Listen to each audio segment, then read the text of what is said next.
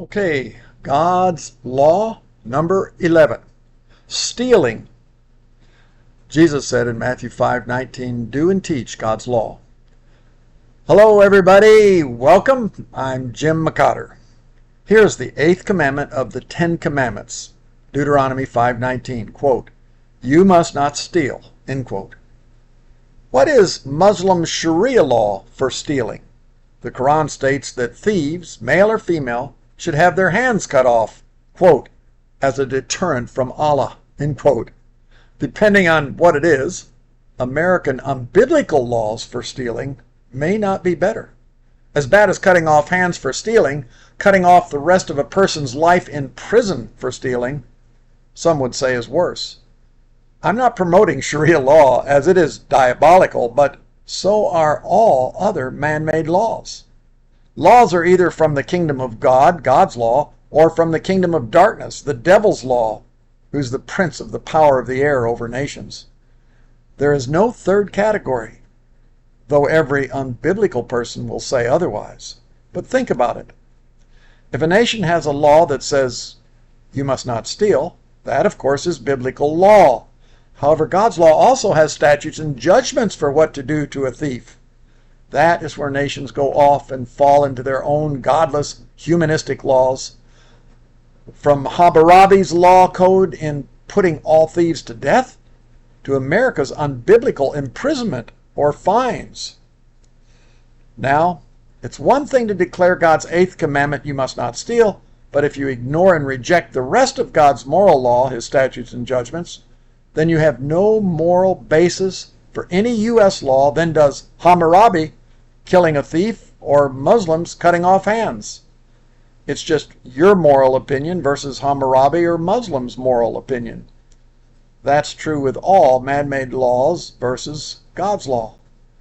In God's law, as we previously have looked, all violations of the first 7 of the 10 commandments come with the death penalty, except where the New Testament exempted only the 4th commandment.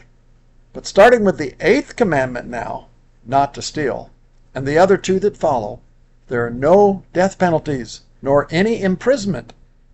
All the statutes and judgments falling under this 8th commandment are all only with just restitution. First, just restitution for stolen and disposed of assets. In Exodus 22, 1 through 17, we have a series of laws concerning stealing and restitution.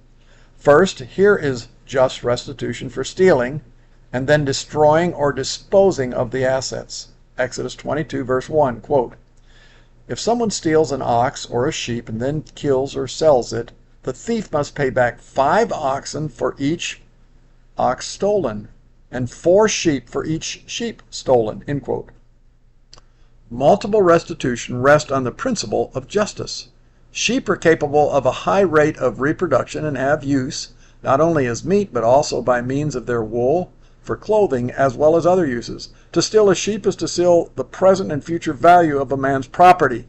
The ox requires a higher rate of restitution, 5-fold, because the ox was trained to pull carts and to plow, and was used for a variety of farm tasks. The ox, therefore, had not only the value of its meat and its usefulness, but also the value of its training, and that training an ox for work was a task requiring time and skill. It thus commanded a higher rate of restitution. Clearly, a principle of restitution is in evidence here. Restitution must calculate not only the present and future value of a thing stolen, but also the specialized skills involved in its replacement. Moreover, what is overall calculated here is not just stealing an animal, but stealing a man's very livelihood and then destroying or disposing of his business asset. Second, defenses against a thief. Exodus 22, 2 through 3, quote, "If a thief is caught in the act of breaking into a house and is struck and killed in the process, the person who killed the thief is not guilty of murder. But if it happens in daylight, the one who killed the thief is guilty of murder. A thief who is caught must pay in full for everything he stole. If he cannot pay, he must be sold as a slave, an indentured servant, to pay for his theft," end quote. A housebreaker at night can be legitimately killed by householders to defend their property. It is part of their legitimate defense of themselves and their properties. In daylight, however, the killing of a thief, except in self-defense, is murder. If a thief is later caught and cannot make full restitution, he becomes an indentured servant, similar to an employee but more confined, who works to pay off his full restitution before he is free again. Most Europeans that came to early America came as indentured servants, as were the Pilgrims. This is not the same as slavery, but it does mean to be under someone's full custody until the full income of the convicted thief pays off his full restitution of debt. To put any thief in prison as payment for their crime is stupid and contrary to God's law. Moreover, it's unjust for a victim to not receive full restitution from the thief. In addition, it never frees the thief of his guilt and thus perpetuates more or worse thievery if paroled, not to speak of prison inmates inciting him towards more crime. Lastly, all law-abiding citizens, including victims, are actually the ones who are being penalized and punished with such unbiblical laws. Innocent victims and law-abiding citizens then have to pay to imprison criminals in massive buildings with guards and free board and room, cable TV, library, weight rooms, game courts, and much more. One lifetime sentence will cost innocent victims and citizens hundreds of thousands of dollars to millions of dollars. Are you ready for God's law yet? Third, just restitution for stolen and retrieved assets. This law specified the restitution required of a thief caught in the act or caught before disposing of the stolen goods. Exodus 22, verse 4, quote, "If someone steals an ox or a donkey or a sheep, and it is found in the thief's possession, then the thief must pay double the value of the stolen animal," end quote. In such cases, the thief was to restore the thing stolen and its equivalent, i.e., the exact amount he expected to profit by his theft. This is the minimum restitution.